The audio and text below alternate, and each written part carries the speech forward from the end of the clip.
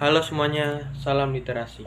Perkenalkan, nama saya Christian Putra Lagarense. Saya berasal dari Fakultas MIPA, Prodi Matematika dengan NIM 221011030004.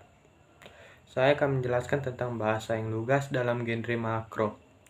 Bahasa lugas. Bahasa yang lugas adalah bahasa yang langsung menunjuk pada apa yang dibicarakan dan tidak akan menimbulkan makna ganda.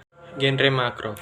Genre makro adalah genre yang secara global menjadi nama jenis teks yang dimaksud, yang di dalamnya masih terdapat sejumlah subgenre yang disebut genre mikro.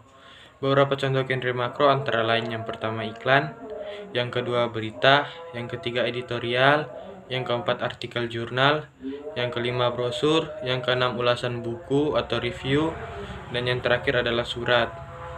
Sekurang-kurangnya ada 4 segi kebahasaan yang kaidahnya wajib dikuasai oleh para penulis atau penyusun genre makro, yakni yang pertama kaidah penyusunan paragraf yang runtut, yang kedua pembuatan kalimat efektif, yang ketiga pemilihan kata yang tepat, dan yang terakhir penerapan ejaan yang cermat.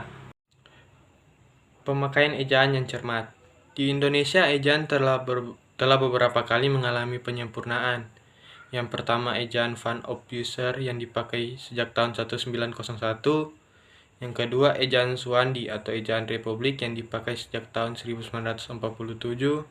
Dan yang ketiga ejaan yang disempurnakan oleh EYD.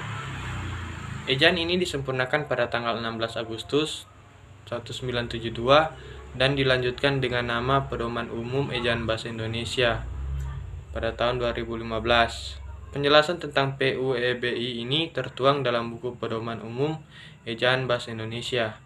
Di dalamnya diatur antara lain pemakaian huruf, penulisan kata, penulisan unsur serapan, dan pemakaian tanda baca atau punktuasi. Kalimat efektif. Kalimat efektif adalah kalimat yang benar dan jelas, akan dengan mudah dipahami orang lain secara tepat. Untuk dapat mencapai keefektifan, kalimat efektif harus memenuhi syarat berikut, yaitu kesatuan, yang kedua kepaduan, yang ketiga keparalelan, yang keempat ketepatan, yang kelima kehematan, dan yang terakhir kelogisan. Paragraf atau alinea.